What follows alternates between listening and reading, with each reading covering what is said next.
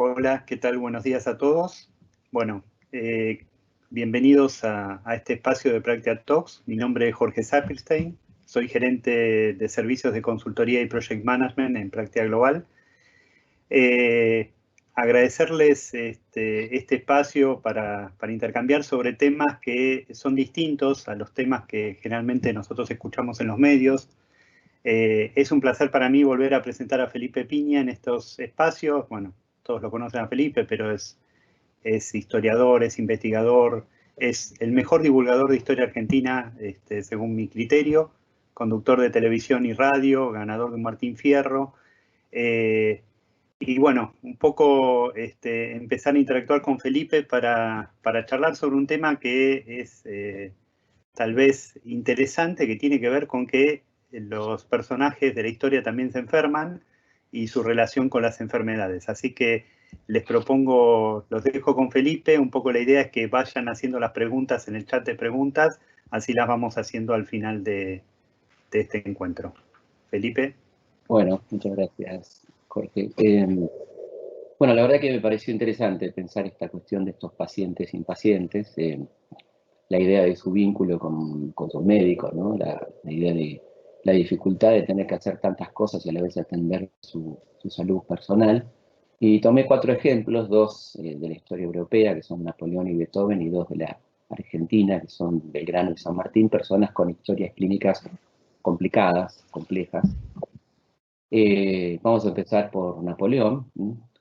Todos lo conocen seguramente, este muchacho nacido en Córcega, en 1869, de una fulgurante carrera militar que luego de campañas por Egipto, por Europa, es una de las figuras claves de la revolución y termina convirtiendo aquella revolución antimonárquica en un imperio, ¿no? Con todo lo que eso implica, en 1804, con una coronación muy particular que está retratada en el famoso cuadro de David, que está en el Museo del Louvre, quizá el cuadro más grande del Louvre, donde está la coronación y Napoleón se corona a sí mismo, estando el Papa presente, rompiendo una tradición europea de 18 siglos prácticamente, donde el Papa era quien coronaba al emperador, que le daba el imperio, que le daba el poder. Por lo tanto, acá Napoleón está haciendo un acto evidentemente herético y un acto muy importante de significar que él mismo podía coronarse y que no necesitaba de nadie. Esta coronación lleva luego como consecuencia la expansión por Europa, la conformación de las coaliciones, las guerras tremendas europeas. Y bueno, vendrá también, como ocurre habitualmente en los imperios, la decadencia, que uno podría marcar a partir de 1812, ¿no? La campaña de Rusia, la famosa también obra de Tchaikovsky, ¿no? 1812, que tiene que ver con esto. La Gran Armée, que sufre una derrota tremenda, bajando a punto a Moscú, pero bueno, termina en un tremendo fracaso, que comienza un inicio de la decadencia del Imperio Napoleónico, que va a continuar, por ejemplo, en España, ¿no? Con la necesidad de retirarse de España y que vuelva Fernando. Y finalmente, la primera derrota de Napoleón, en el año 14, el confinamiento en la isla de Elba. Pero bueno, como todos sabemos, también Napoleón se logra rearmarse, volver a Francia, los famosos 100 días. Es interesante cómo lo veía la prensa en aquel momento, un famoso periódico francés llamado El Monitor. Hay ciertos vicios de la prensa que no se van, ¿no? Que tiene que ver con el oportunismo. Entonces, como iba retratando la llegada de Napoleón, como lo iba viendo a partir de que Napoleón se aproximaba a París, ¿no? Por ejemplo, el 9 de marzo dice: el monstruo se escapó de su destierro. El 10 de marzo, el ogro corso ha desembarcado en el Cabo Juan. 11 de marzo, el tigre se ha mostrado en el terreno. Las tropas avanzan para detener por todos los lados su progreso. El 12 de marzo, el monstruo actualmente está avanzando por Grenoble. El 13 de marzo, el tirano está ahora en Lyon. Cunde el terror. 18 de marzo, el usurpador se ha aventurado a acercarse. 19 de marzo ya cambia. Bonaparte avanza con marcha forzada. El 20 de marzo, Napoleón llegará a los muros de París. 21 de marzo, el emperador Napoleón está en Fontainebleau. El 22 de marzo, la tarde de hacer su majestad el emperador y su entrada pública y triunfal a las Tullerías. Así volvía Napoleón en estos famosos 100 días, que no los va a poder sostener y va a terminar derrotado en Waterloo. Esa tremenda batalla, una batalla impresionante, de las más famosas de la historia, donde es derrotado definitivamente, intenta exiliarse en México, cosa que no consigue, es detenido por los ingleses y se decide, por lo tanto, transportarlo a un lugar inhóspito, lejano, inaccesible, donde no pueda escapar, que es la isla de Santa Elena, que es una isla que está en el medio del Atlántico, equidistante de las costas africanas y las costas americanas, y ahí va a pasar sus últimos años, hasta su muerte en 1821. Estos años son años donde se manifiestan todas esas enfermedades que ya tenía. Él tenía problemas de úlcera, tenía problemas hepáticos, de ahí estos cuadros que lo muestran con la mano tocándose digamos, el estómago, ¿no? La zona del costado, estos dolores. Y bueno, se van a grabar en este lugar que tiene un clima espantoso, hostil, tremendo, muy húmedo, con calores intensos, vientos alisios muy potentes, así que la pasa muy mal ahí. Y ahí comienzan entonces las teorías conspirativas y quién desearía matar a Napoleón.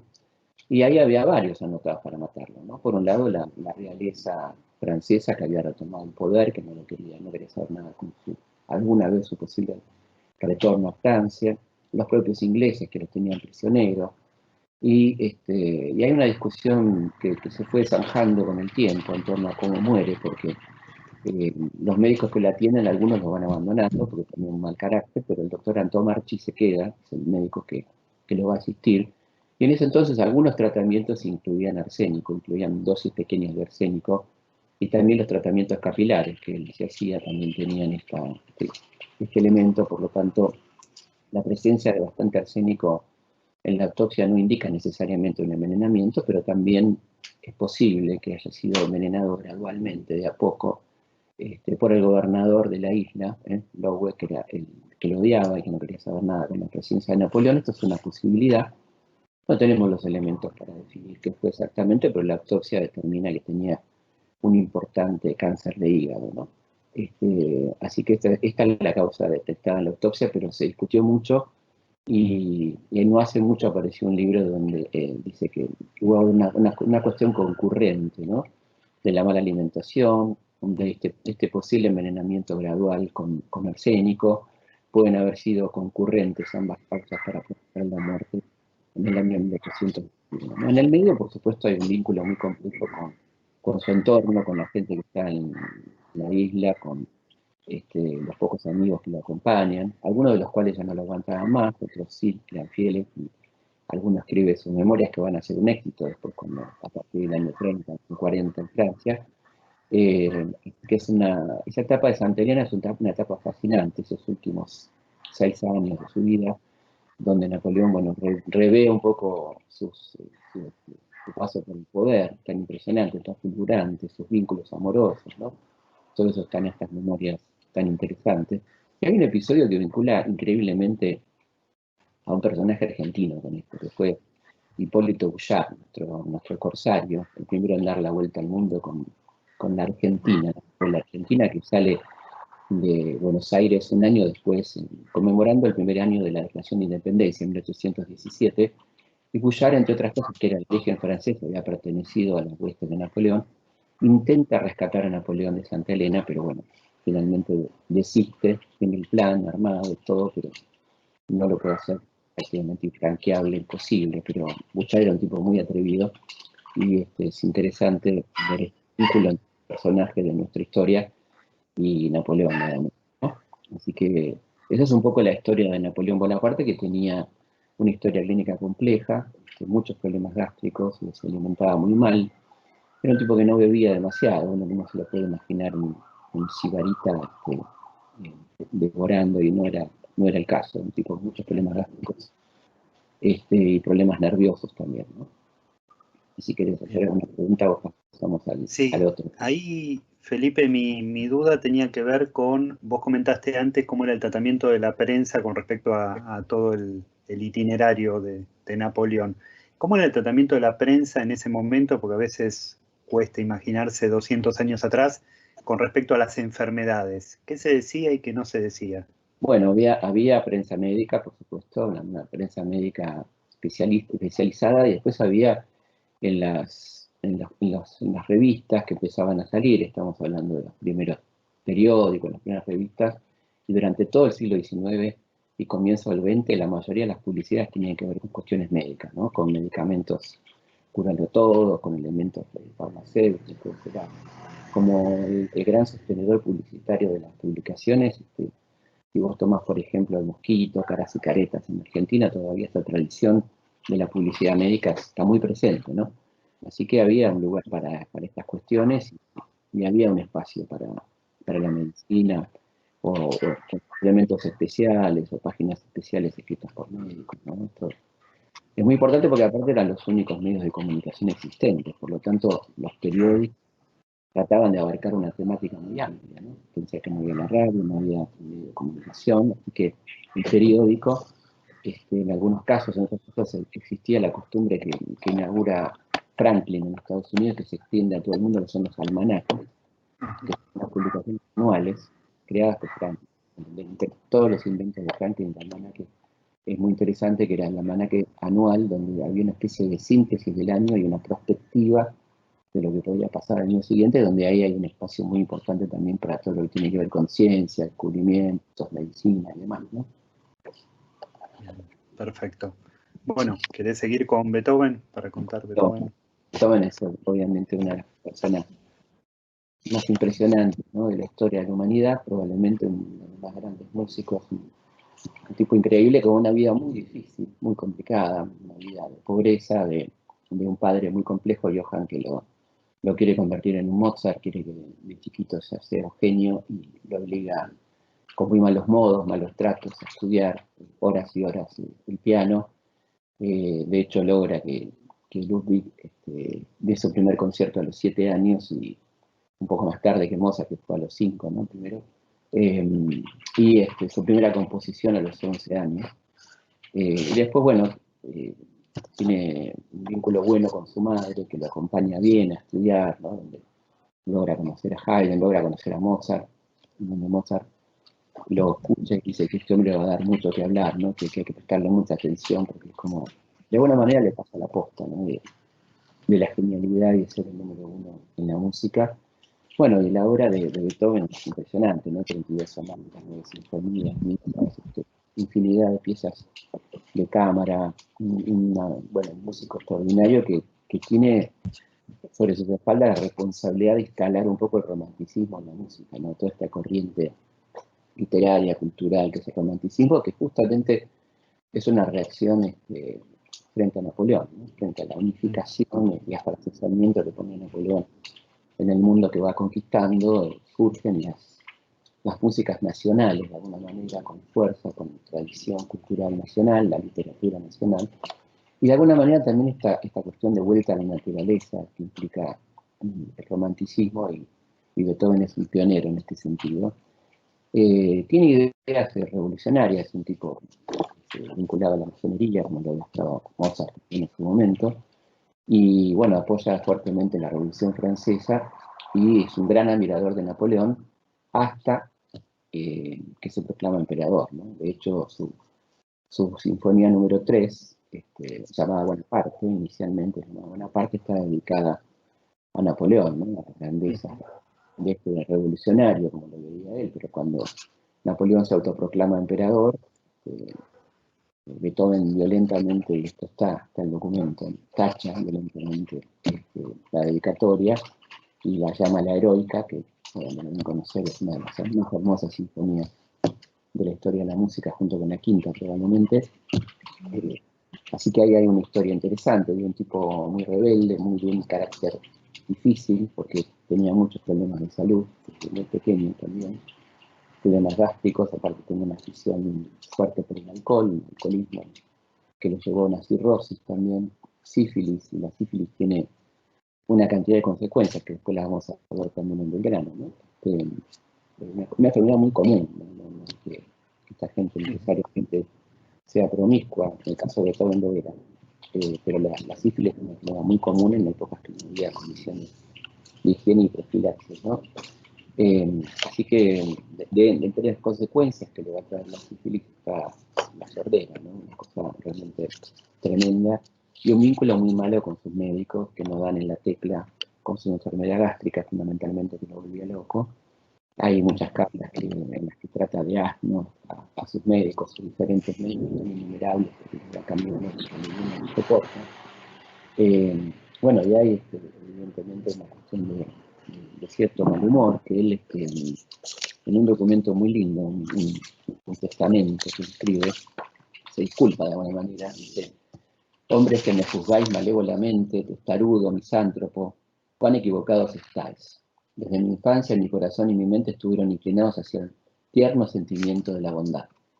Pero reflexionad que hace 6 años en los que me he visto atacado por una dolencia incurable, agravada por médicos insensatos, estafado año tras año con la esperanza de una recuperación, y finalmente obligado a enfrentar el futuro con una enfermedad crónica, cuya cura llevará años, tal vez sea imposible. Fue obligado tempranamente a alisarme, a vivir en soledad. Era imposible para mí decirle a los hombres: habla más fuerte, grita, porque estoy sordo. Ese dolor de la sordera nos podemos imaginar, ¿no? Lo que era para un músico como Beethoven, que intenta todos los métodos, en las cornetas, que eran la forma de los audífonos de la época, tensar más las cuerdas del piano, sistemas de acústica distintos, bueno, tremendo, ¿no? Por eso hay que sumarle, que me lo anoté porque es impresionante, ¿no? Todo lo que tenía mala digestión, dolor abdominal crónico, cirrosis, como dije, nefropatía, pancreatitis crónica, irritabilidad, depresión, alteraciones gastrointestinales, bueno, a todo esto se nos mole la sordera, un hombre muy temperamental, hay anécdotas muy simpáticas en torno a cómo era él, ¿no? A esa cuestión de sentirse Beethoven también un poco. Y hay una anécdota de un hombre muy rico que un conde que le va a pedir que le componga una obra para la boda de su hija, y no la encuentra y le deja una típica tarjeta de visita de la época, diciendo: vine a verlo, no lo encontré, conde tal, terrateniente. Y bueno, llega Beethoven y manda, le contesta diciendo: no estoy cuando no quiero, Ludwig van Beethoven, cerebro teniente. Un poco ese es el temperamento de este personaje increíble, una vida muy difícil, ¿no? Hay una linda película, La Madre Mortal, que tiene que ver con una de sus obras más famosas, que habla de esta vida difícil, de esta vida compleja de este personaje extraordinario. Bueno, que creo que, aparte, muy admirado por otro de los que vamos a hablar, que era San Martín, ¿no? Que era un gran beethoveniano. San Martín le encantaba la música y se lleva algunas partituras de Beethoven al cruce, porque era el Spotify de la época, ¿no? Cómo escuchaban en 1817, en el momento del cruce, cómo hacemos para escuchar música. Bueno, con partitura, quien sabe música escucha, ¿no? Y se llevó algunas de las partituras de su querido Ludwig van Beethoven, un hombre realmente notable, con mucha voluntad a pesar de las dificultades, ¿no? Pensemos el alcoholismo, la depresión crónica, una depresión que se agrava después de la muerte de su madre, y la permanente búsqueda de la innovación en la música, ¿no? Cuando uno escucha cómo cambió la música de Beethoven, es realmente impresionante, ¿no? Y pensemos que los Beatles le dedican un tema, ¿no? Reconociendo a un fundador de la nueva música, alguien que revolucionó lo sinfónico, lo coral, la novela sinfónica, la última, 3 años antes de su muerte, que es algo realmente maravilloso y que es una de las obras más interpretadas a nivel mundial. Así que acá tenemos a Beethoven, un personaje que les recomiendo escuchar, ¿no? Supongo que lo hacen, pero nunca está de más este personaje maravilloso que fue Beethoven. Yendo a los nuestros, bueno, la muerte de Beethoven es bastante distinta a la de Mozart. Muere en la gloria, reconocido, acompañado por 20.000 personas. Schubert está en su entierro, ¿no? Digo, para contraponer a la muerte tan triste de Mozart, que es una muerte en soledad, una muerte miseria, ¿no? El maestro Mozart. En cambio, él, por lo menos en su muerte, tuvo algún reconocimiento final, ¿no? Pasando a los nuestros, vamos a hablar de San Martín y de Belgrano. Justamente me gustaría empezar por Belgrano. Belgrano se cumple este año ahora nomás, el 3 de junio, el 250 aniversario de su nacimiento, un hombre clave y fundamental de nuestra historia, una persona que en general conocemos poco, porque uno se ha recortado su vida a la creación de la bandera, ¿no? Pero es un primer pensador argentino, diría yo, primero que marcó muchas cosas fundamentales. Él es un hijo, nació en 1770, el 3 de junio, hijo de una familia rica que lo puede mandar a estudiar a Europa. De hecho es uno de los pocos llamados próceres, a mí me gusta más padre fundador, que pudo ir a estudiar a Europa, estudiar en Salamanca, en Valladolid, con medalla de oro. Esto le permite leer libros prohibidos, ¿no? Libros prohibidos que tenían que ver con que la Inquisición funcionaba en España muy fuertemente. Y ahí él se gradúa en Economía y en Derecho, y es designado en un cargo en el Virreinato, curiosamente secretario del Consulado, donde él va a empezar a plantear una cantidad de ideas innovadoras realmente impresionantes, ¿no? Pensemos primero que habla de industria, que habla de género, que habla de educación popular, educación para hombres y mujeres por igual, cosa muy rara para la época. Habla incluso de ecología, ¿no? Cuidado de los ríos, la rotación de cultivos, aconseja cuáles son las mejores formas de cultivar, de sacarle más provecho a la tierra, sin contaminarla. Bueno, tiene cosas realmente insólitas, como un artículo en 1800 sobre las perspectivas de China, ¿no? Como mercado. Así que es un adelantado, pionero de nuestro periodismo, ¿sí? Bueno, todo esto lo vamos a hablar en la próxima charla, que va a sobre el gran, así que no quiero adelantar demasiado, pero sí les quiero dar el panorama de quién era esta persona tan extraordinaria, que además, por supuesto, tuvo una fundamental participación en hechos claves como las invasiones inglesas, y por supuesto en la Revolución de Mayo que estamos celebrando esta semana, un personaje clave y fundamental en el contexto de la Revolución también, ¿no? Tuvo muchísimos problemas de salud, originados de una sífilis que contrae en España, y va a tener derivaciones de todo tipo, derivaciones hepáticas, derivaciones que tienen que ver con su voz, que tienen las cuerdas vocales que le afina la voz, lo cual le complica mucho su tarea militar, ¿sí? En dar órdenes de mando con esa voz afinada. Pero eso no le impide ser un extraordinario militar, una persona que se prepara, porque no era militar, era como todo porteño incorporado a las milicias, ¿no? Todo varón mayor de 15 años estaba incorporado a las milicias, él estaba en el regimiento de Patricio, por eso participa en las invasiones inglesas y reconociendo su falta de conocimientos contrata a lo que hoy diríamos un coach para entrenarse en ese entonces, y después ya lo volverá a hacer cuando tenga otras responsabilidades militares, ¿no? Como por ejemplo hacerse cargo del Ejército del Norte, cuando está en Rosario creando la bandera, ¿no? Y de ahí pasa al norte y encabeza el éxodo jujeño, ¿no? Esta epopeya tremenda, que pasa bastante inadvertida a veces, que es un hecho realmente único, ¿no? Con muy pocos antecedentes en la historia de la humanidad, ¿no? El éxodo del pueblo de Jujuy para llegar a Tucumán y de ahí resistir en batida a los ejércitos españoles, ¿no? Y los grandes triunfos de Tucumán y de Salta, su donación, porque recibe un premio ahí muy importante en dinero, que lo dona para la construcción de escuelas, de 4 escuelas que no se van a construir en su vida, cuando él, durante su vida lamentablemente no va a haber su obra concluida. Y bueno, y mientras tanto, problemas médicos importantes, ¿no? En principio una depresión. Cuando llega a Buenos Aires sufre una depresión que tiene que ver con una especie de frustración por eso está documentado clínicamente, ¿no?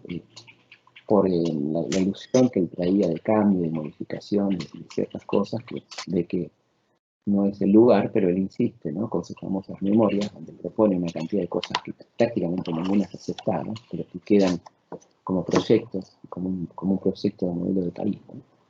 Y después ya en campaña va a tener muchísimos problemas de salud, va a tener problemas de hidropesía, va a tener problemas de paludismo, estando en el norte sufre el paludismo, con fiebres también, las famosas fiebres tercianas, como se dice.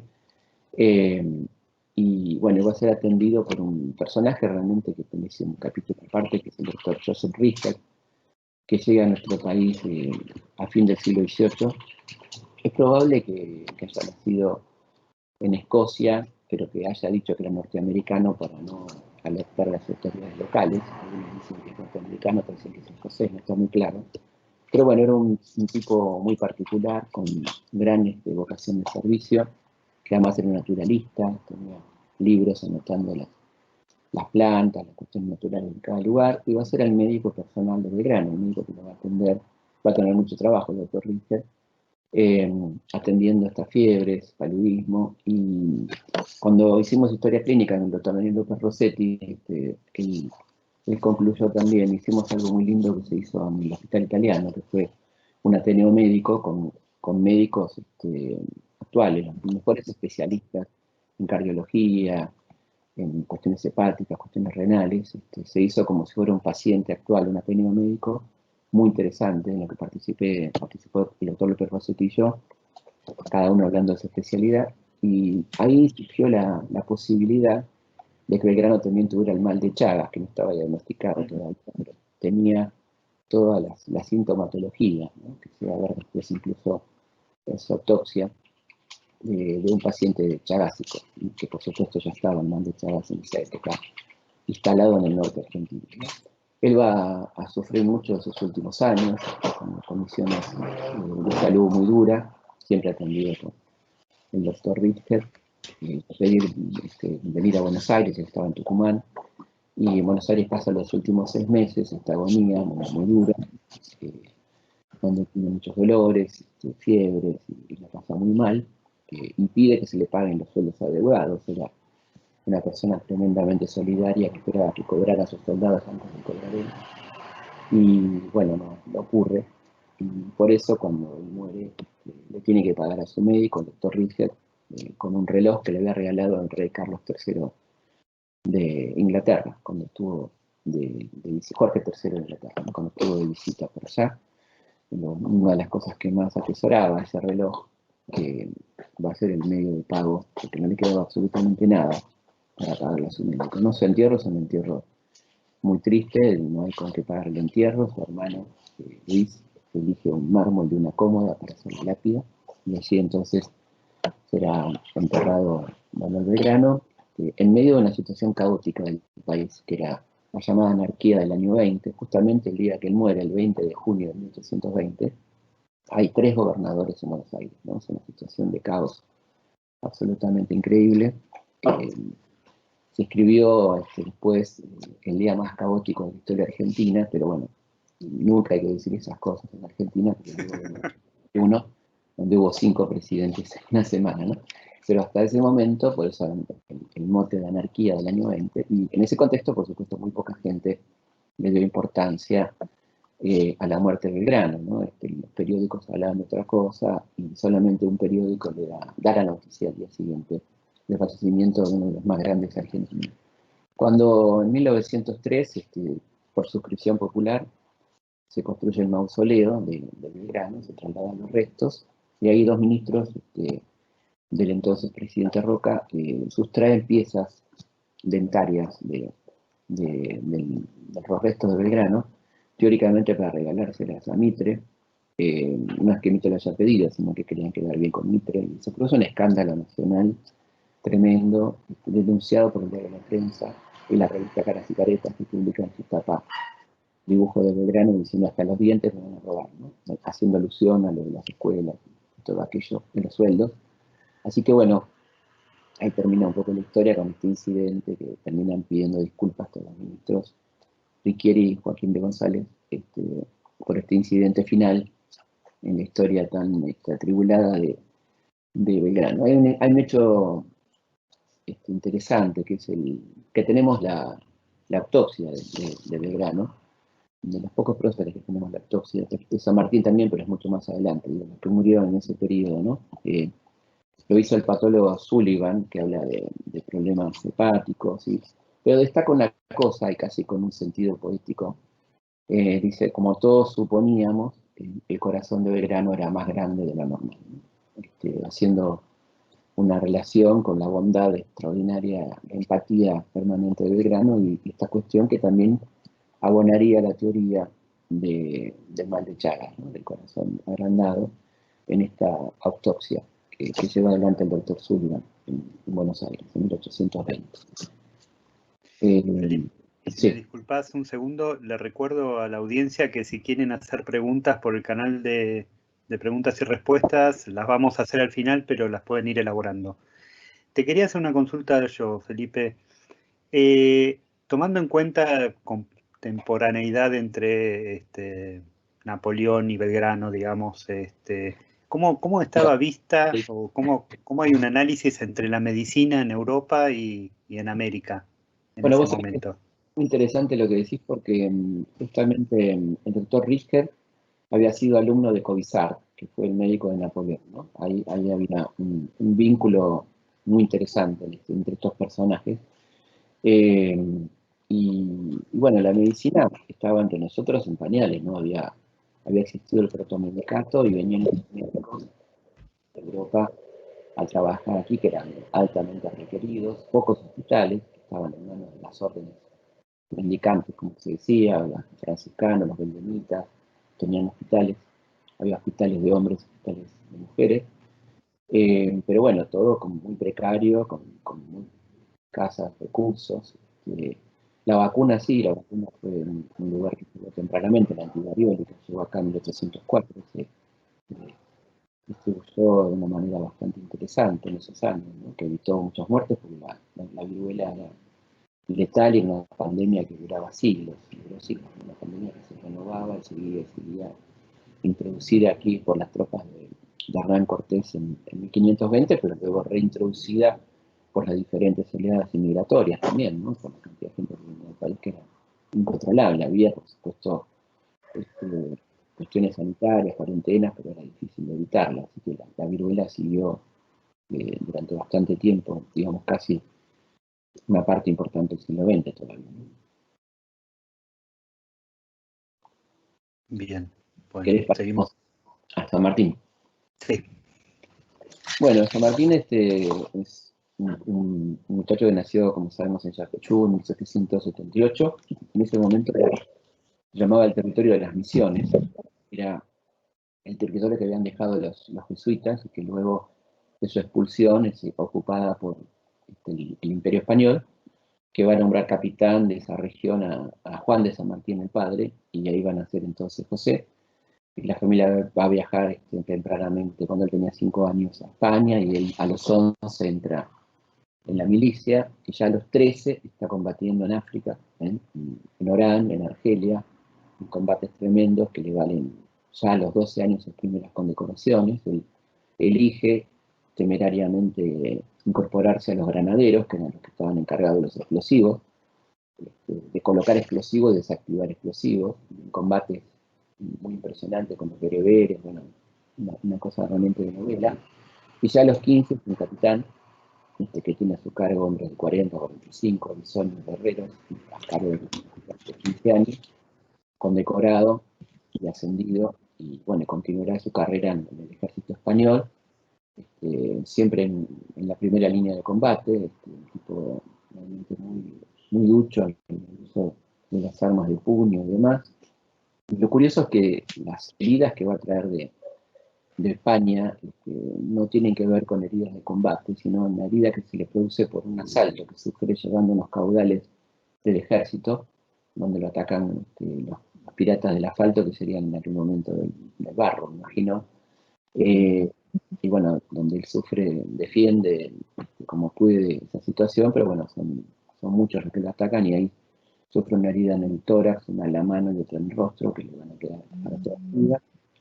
Y poco después de eso tiene su primer ataque de asma, que se le manifiesta tardíamente el asma, al que se va a sumar enfermedades como gota, reuma y una úlcera que le va a acompañar durante toda su vida, ¿no? Después vendrá su venida a América, su creación del regimiento, el combate de San Lorenzo, donde él corre, esto no es del Villiquen, esto es real, ¿no? Él corre serio la muerte, cuando su caballo es muerto de un balazo y queda atrapado bajo el caballo, y ahí recibe una herida en la mano, una leve herida en el rostro, y es salvado, como sabemos, por Cabral, por Baigorria, por por estos héroes de San Lorenzo, ¿no? Bermúdez. Y bueno, a partir de ahí entonces él tendrá después la responsabilidad de reemplazar al gran ejército del norte y preparar el cruce de los Andes en su estadía en Mendoza, donde va a sufrir muchas de las consecuencias del frío, de la humedad, del clima, ¿no? En algún caso, donde se reaviva el reuma, ¿no? Y empieza a sufrir cuestiones médicas que va a ser atendido esencialmente por un médico que no se sabe si su origen es chileno o peruano, que es el doctor Zapata, Juan Zapata, ¿no? Que es un médico personal, y el doctor Parecien, que es además el jefe del servicio médico del Ejército de los Andes, ¿no? Él es un muy mal paciente, es una persona que está permanentemente en actividad, por lo tanto no hace mucho caso a sus médicos. El doctor Zapata, hay una carta muy linda, ¿no? Donde habla de cómo San Martín vivía para los demás, una persona tremendamente empática y que por lo tanto permanentemente estaba atento a los otros. Y entonces Zapata le dice, ¿cuándo se va a ocupar un poco de usted, ¿no? Haciendo alusión a que haga el tratamiento médico y se cuide, o sea que no resultaba imposible, ¿no? Nosotros en algo habrán hecho un poco, le pusimos un poco de humor a esta situación, cuando Zapata le dice que se cuide y San Martín le dice, quédese tranquilo que libero Chile y Perú y me voy derecho a la cama, ¿no? O un poco así, y así fue, porque bueno, él estuvo a punto de morir en 1818, el famoso último cruce para allá emprender la campaña en Perú, ¿no? El cruce con los 50 granaderos, famosa composición folclórica, ¿no? Que tiene que ver con el heroico traslado de San Martín en camilla, al otro lado con dolores tremendos de úlcera, asma, reuma y demás. Para lo cual San Martín había introducido en nuestro país la homeopatía, ¿no? San Martín es quien trae a nuestro país la homeopatía que había de alguna manera impuesto Hahnemann en 1810, y ya cuando viene trae de Londres un botiquín homeopático, y él se preparaba sus remedios, que eran una búsqueda de calmar los dolores tremendos que había, y que no había mucho remedio como calmante en ese momento. Así que le recurría a estos remedios homeopáticos. El botiquín se conserva en el Museo de Mendoza, es un botiquín con el cual él preparaba sus propios medicamentos homeopáticos, ¿no? Bueno, después de esto, de todas estas campañas, va a sufrir luego una epidemia de malaria estando en Perú, ¿sí? Y finalmente, ya estando en el exilio, pues recordemos que en el 24 emprende el exilio a Bélgica, donde la pasa muy mal, económicamente está muy mal porque el gobierno argentino no le paga sus pensiones, y luego pasa a Francia, donde en el año 32 se desató una tremenda epidemia de cólera, que es una pandemia porque abarca gran parte de Europa. Y bueno, en París solamente mueren 100.000 personas y en toda Europa 1 millón de personas, una gran pandemia, la pandemia de cólera del año 32, que dura hasta el 37 en distintas regiones. Y ahí se produce un hecho curioso porque tanto él como su hija Mercedes sufren el cólera y buscan a un médico que los asista, y llega a verlos el doctor Mariano Balcarce, el hijo del amigo de San Martín Balcarce, que lo había acompañado en el cruce de los Andes. Y bueno, y pasa algo a la manera de García Márquez, que nace el amor en los tiempos de cólera, porque Mercedes y Mariano se enamoran y en poco tiempo se casan. Y ese enamoramiento tiene que ver con esta epidemia de cólera que le hace conocer al amor de su vida y el padre de sus 2 hijas, a Mercedes y las nietas del querido San Martín, ¿no? Estando en Europa va a tener distintos problemas de salud, que él recurría muy frecuentemente a los baños termales, tanto en Italia como en Francia. Seguía con los problemas de úlcera, que no atendía demasiado bien, porque los médicos le aconsejaban que suspenda el café, pero él tenía un gran gusto por el café, que lo tomaba de una manera muy curiosa, lo tomaba como si fuera mate, con mate y bombilla. Así que eso era una cosa difícil de poder controlar. Y estas afecciones, bueno, sumado a cuadros que tenía, como dijimos, de reuma, para lo cual el clima francés era bastante complicado, y particularmente luego el clima de Boulogne-sur-Mer, que era un clima marítimo húmedo, de su última estadía, ¿no? Después de pasar por París, por Ivry, que nosotros conocemos como Granbourg. En realidad la localidad se llama Ivry y tiene una parte llamada Petit-Bourg y Granbourg. Tuve la suerte de estar ahí, es muy emocionante estar en la casa de Granbourg. El Sena divide, digamos, Ivry entre Granbourg y Petit-Bourg, y él tenía una casa de fin de semana en Granbourg, que hoy es un convento de monjas, de hermanas, que lo tienen muy bien cuidado y con muchos cuadros y recuerdos del paso de San Martín por esa casa, donde bueno, vivió momentos muy lindos, donde recibió mucha gente, recibió Alberdi, a Sarmiento, ¿no? Notables encuentros que han quedado para la historia. Ahí, por ejemplo, Alberdi nos deja en esa hermosa entrevista, ¿no? De las pocas que dio San Martín en su vida, nos deja un retrato de la voz de San Martín, donde dice que es claramente una voz argentina, y aclara Alberdi, argentina porque ya no tiene rastros del español inicial, porque recordemos que San Martín tenía acento español porque había vivido 30 años en España, ¿no? Y la otra argentina con una voz metálica y fuerte, ¿no? Una voz de plateada, Argentum. Así lo describe en esta hermosa entrevista un querido padre de la Constitución, Juan Bautista Alberdi. Y bueno, ahí pasará sus últimos años hasta el año 48, cuando se produce una gran conmoción social en Francia, la Comuna, y intenta trasladarse a Inglaterra, pero llegando a Boulogne-sur-Mer, en el Canal de la Mancha, digamos, muy cerca del lugar de cruce del canal, se encuentra con un médico, que es el doctor Gallet, que lo asiste y que además le pide que vaya a vivir a su casa, que le ofrece su casa, con un alquiler muy bajo, y le dice, va a estar muy feliz porque en mi casa es la biblioteca pública de Boulogne-sur-Mer. La planta baja la biblioteca, en la parte alta está la casa. Y bueno, alquila estos 2 pisos. Lamentablemente ahí tiene otro problema médico grave, que ya se le había manifestado en el año 42, que se iba agravando, que era una catarata progresiva. Y en el 48 decidió operarse, pues bueno, las operaciones en aquel momento eran muy rudimentarias y le provoca una ceguera total a partir del año 48, y le pasa un poco como a Borges, ¿no? Los libros y la noche, es muy curioso, ¿no? Porque es en la misma situación. La designación de director de la biblioteca de Borges coincide con su ceguera total, y la de San Martín de vivir en esa casa también. Y entonces ahí es donde Mercedes le leía los libros, los periódicos de Buenos Aires, las cartas de los amigos, etc.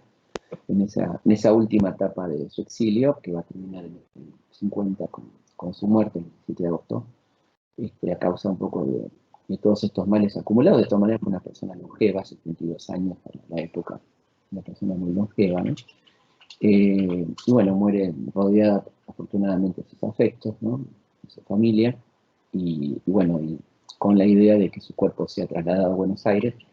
Así lo solicita Rosas, que comienza los trámites, pero producido la caída de Rosas, San Martín era considerado una persona muy cercana a Rosas, aunque no era rosista, pero sí tenía mucha correspondencia con él, y los que toman el poder en el 52, bueno, no les interesa traer su cuerpo, y se va a demorar el traslado hasta 1880, que será durante la presidencia del doctor Avellaneda, que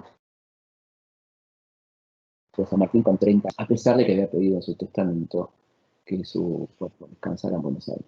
Así que se produce esta demora, que además tiene muchos bemoles, porque se le va a enterrar en la catedral, en el atrio principal, como corresponde a los héroes nacionales, pero la iglesia se opone por su carácter de masón, así que hay que construir una capilla aparte, lo cual lleva un tiempo, y también se toman mal las medidas del sarcófago que va a contener sus restos, por lo cual lo tienen que enterrar en la base del monumento, ¿no? Y se puso como excusa que así cuando entramos el general nos mira a los ojos, una cosa bastante ahí a los pelos.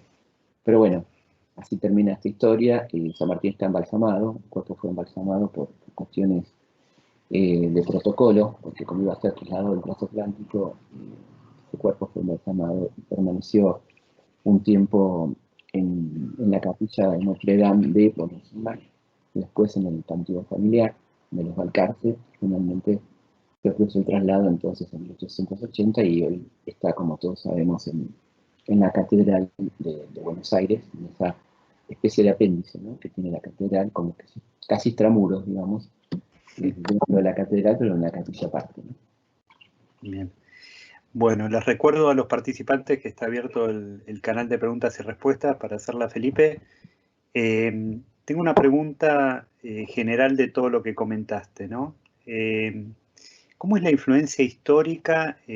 O sea, diste el ejemplo de 3 políticos o 3 personalidades políticas y un artista, ¿sí? ¿Cuál es la influencia histórica de la enfermedad en un político con diferencia a un artista? Bueno, yo creo que no es muy distinta, porque en el caso que el artista que tomamos es un tipo tremendamente apasionado, ¿no? Quizá un artista tiene una vida más tranquila que un político, un libertador, un emperador, como estos casos, ¿no? Eh, pero en el caso de Beethoven era un tipo demasiado apasionado como para dedicarle mucho tiempo a la atención de sus males que le llevaban sí tiempo. Pero me parece que en el caso de los políticos, por decirlo así, es peor la relación, ¿no? Es una cuestión más vinculada a que lo primero es la acción cotidiana y después se verá qué pasa con mi cuerpo, ¿no? Con mi salud. Tenemos muchos casos en este sentido en la historia argentina, ¿no? Podemos hablar de otros casos también, ¿no? El caso de Perón, el caso de otros personajes de la historia que postergaron su atención médica también, ¿no? Bien. ¿Y Sarmiento, hay algún... Sarmiento es un caso muy interesante porque Sarmiento, una de las cosas que vimos a partir de un libro que yo conseguí una vez en esas librerías de viejos que me encantan, que es un libro de gastos de viaje de Sarmiento, ¿no? Que rendía al Estado, donde la mayoría de la gente se queda solamente con un dato que aparecen ahí algunas orgías pagadas por Sarmiento, ¿no? Pero menos la rendía en cosas.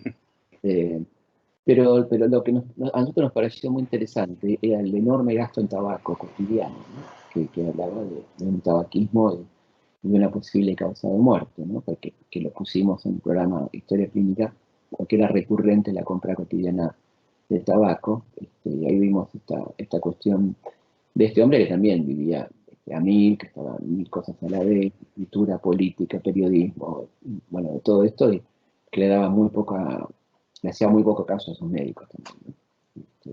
Y bueno, y es curioso la elección, ¿no? Porque dice, me voy a vivir al clima benévolo del Paraguay, que no era un clima benévolo, ¿no? Cuando él se va a pasar sus últimos años, que seguramente tenía que ver con el dolor que le ha causado la muerte de su hijo, niñito, ¿no? En la guerra del Paraguay, y que seguramente la voluntad de querer estar cerca de alguna forma, ¿no? Que si no, no se entiende la elección de Asunción, que tenía un clima muy complicado para los males que tenía Sarmiento, ¿no? Bien. ¿Y cómo era el acceso a la salud dentro de América, digamos, dependiendo de la casta o de la clase social? Bueno, No depende sé de si qué época estemos hablando, ¿no? La época siglo de, XIX.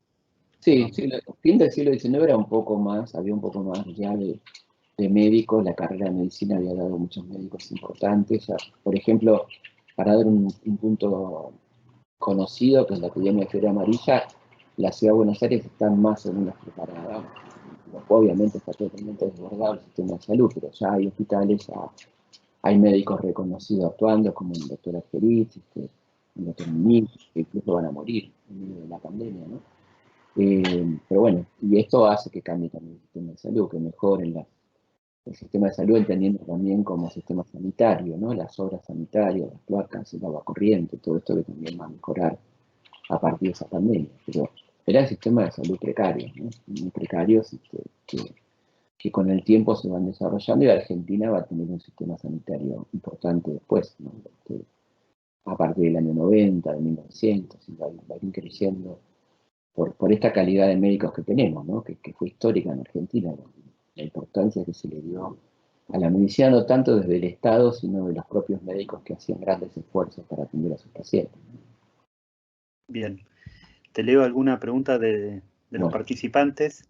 Eh, Algo se habló en la charla anterior, pero ¿cómo cambia el entorno político de estos grandes personajes en consecuencia del entorno médico? ¿Hay enfrentamientos de ese estilo? eh, yo no creo que haya enfrentamientos en ese sentido. Me parece que el entorno político y el entorno médico está muy determinado, ¿no? No tanto en los casos, por ejemplo, como Beethoven, ¿no? Que es un tipo que no responde ante una sociedad, no es una persona pública en el sentido de un político. Entonces, su vida, su historia clínica está vinculada a sus decisiones personales prácticamente y a las limitaciones que tiene la medicina en ese momento, ¿no? Pero no hay ahí un roce.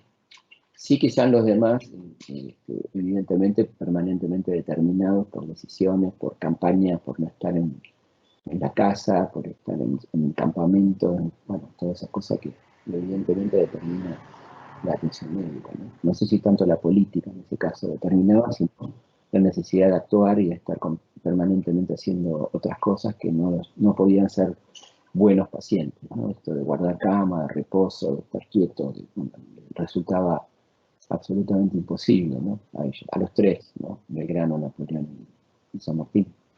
Bien, bien. Otra pregunta es si se sabe qué recaudos y consecuencias médicas en general se tomó con la tropa en general con el cruce de los Andes. Sí, ahí estaba el doctor Parvicien, que fue un gran médico, y un par de médicos más, que sí, tenían todo un sistema médico de atención, de prevención, este, que estaba muy bien previsto, ¿no? Porque pensemos que San Martín era un tipo muy obsesivo, en el buen sentido del término, en la preparación del cruce, que llevó 3 años, esa preparación, de 14 al 17, y entre las cosas que estaban previstas era la cuestión médica, ¿no? Donde había mucha enfermería, ¿no? Creo que esa servicio de enfermería muy importante, porque eran 5.000 personas, las condiciones de cruce eran muy complejas, así que hay todo un servicio preparado en el sistema de salud del Ejército de los Andes a cargo de Parvicien, que además de ser un gran médico era todo un personaje, un tipo dedicado al espionaje, también era uno de los agentes secretos de San Martín y responsable de explosivos también del Ejército de los Andes. El que había creado la primera fábrica de pólvora del país en Córdoba, ¿no? Así que todo un tipo de novela también me parece. Bien. Bueno, y la última pregunta antes de terminar es, ¿cuál es tu visión o cuál es tu opinión sobre el debate que se está dando sobre Ramón Carrillo? Bueno, yo creo que la DAIA lo dio por concluido, así que no hay mucho más para decir si la DAIA lo dice. Pero investigando ellos, dijeron que la nota en camino que hacer, eran investigadores estudiantes que concluyeron que no era simpatizante nazi, ¿no? Que no tienen nada para agregar y incluso se les pidió, creo que le pidieron disculpas al nieto de Carrillo y tal, ¿no? Así que me parece que no hay mucho más para agregar. Sí estuvo en Alemania en el momento estudiando cirugía, también estuvo en Ámsterdam, y bueno, no creo que se lo inculpe necesariamente con el nazismo, ¿no? Es una persona además que ha demostrado a lo largo de su carrera ideas muy distintas a la del nazismo, ¿no? La atención de todas las clases sociales sin ninguna diferencia, del servicio médico, que va por otro lado, ¿no? Creo que nos podamos ubicar en ese sector, ¿no? Creo que les recomiendo la lectura, la nota esta, porque horas, nada más y nada menos que la DAIA, hablando de Carrillo. Okay. Bueno, Felipe, muchas gracias por esta charla, muy interesante. Bueno, y les agradezco a todos la presencia en el espacio de Practia Talks. Muchas gracias a ustedes. Estamos viendo.